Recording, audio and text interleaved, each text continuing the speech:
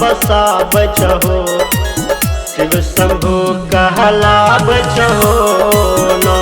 हो भोला जी कैसन कैसन दुनिया बसा बचहो, शिव शंभु कहला बचहो न।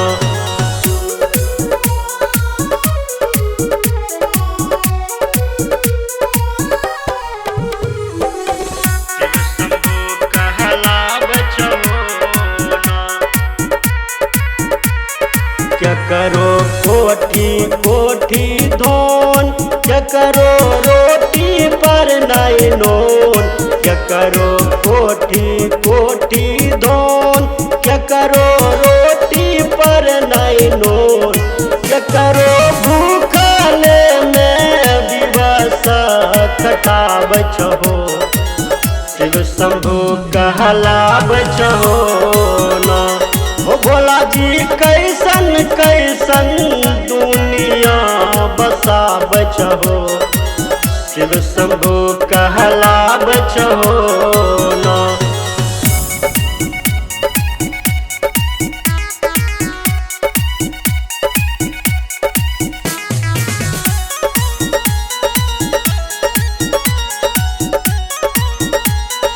Music by Kundan Raj.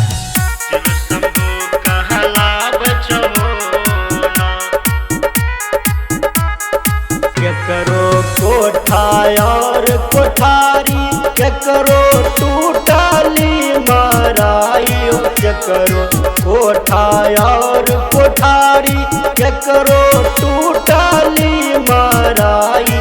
क्या करो गाछिए तर दिवस कटा बचहो, शिव शंभु कहला बचहो न।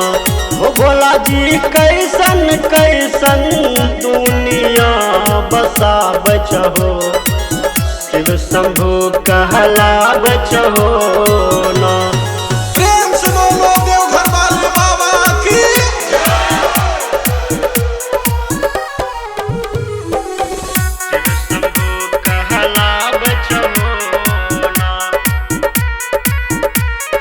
क्या करो दै छहो बेटा बेटी, क्या करो दै छहो खाली बेटी हो। क्या करो दै छहो बेटा बेटी, क्या करो दै छहो खाली बेटी हो। क्या करो बेटी ओला किए तो तरसा बचहो, शिव शंभु कहला बचहो न।